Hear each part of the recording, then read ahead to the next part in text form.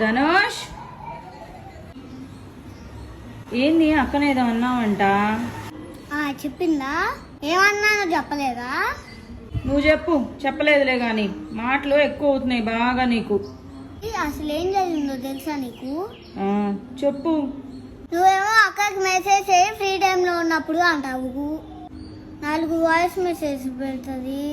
తర్వాత ఏందో HMMM అని పెట్టింది. హమ్మేంటి? హమ్ము హమ్ హమ్ అవేంటి కవ్వా? మొన్న కూడా ఇలానే పెట్టింది. అక్కడ రాదా మోగదాయమన్నా?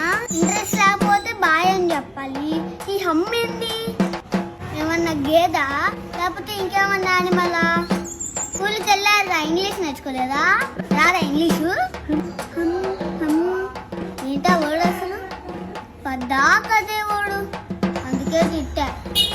ఇంకోసారి హమ్మన్నావనుకో వెళ్ళి గేదెలతో బర్రెలతో మాట్లాడుకోమని చెప్పా. పిచ్చి కోపం వచ్చింది నాకు.